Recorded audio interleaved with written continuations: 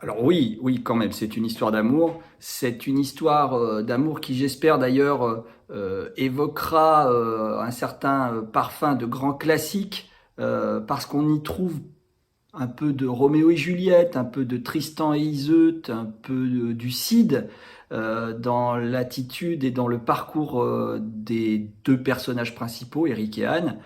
Donc évidemment, c'est une histoire d'amour, une histoire d'amour passionnelle, tragique, mais pleine, absolue, entière. Mais effectivement, ce n'est pas qu'une histoire d'amour, c'est également, je dirais, l'histoire d'une société en transition. La société de la fin des années 70, début des années 80, et qui se matérialise par un changement de paradigme, l'arrivée de l'ultralibéralisme, la fin des utopies. On a eu l'élection de François Mitterrand et au cours des années 80, on va s'apercevoir que le socialisme doit se conformer à la loi du marché parce que le marché est plus fort que tout. Donc ça sera la fin des utopies. Et puis ce sera le début de l'individualisme. L'individualisme qui est le fait de se recroqueviller et consommer, ne pas trop s'occuper de ce qui ne nous regarde pas, essayer de jouir, de profiter du modèle, mais sans essayer de le sauvegarder.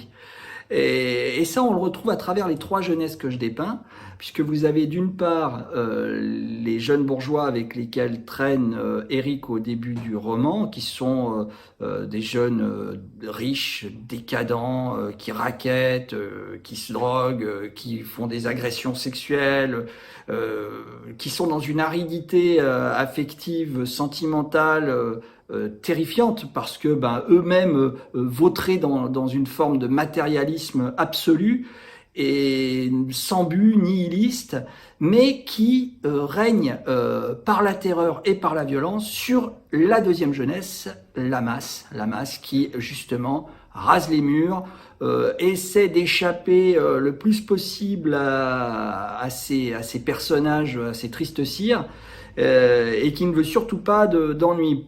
Ça ne leur viendrait pas à l'esprit de se regrouper, de se révolter et de mettre fin à leur règne. Non, on les évite, on n'a pas d'histoire avec eux.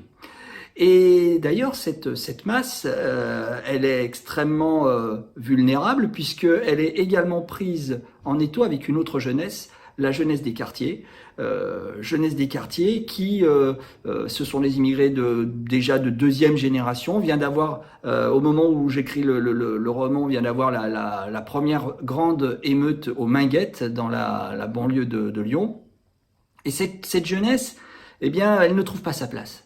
Elle ne trouve pas sa place et elle est en train d'inventer ses propres règles, extrêmement violentes également, hors la loi, complètement. Et elle refuse de rentrer dans la société, dans le modèle social qu'on lui propose. Elle est en train de faire sécession. Et voilà un petit peu, à travers ces trois jeunesses qui évoluent tout au long du roman, une sorte d'allégorie de la société de l'époque qui s'est après développée, mais on avait déjà en germe le phénomène à ce moment-là. C'est là qu'on bascule en quelque sorte.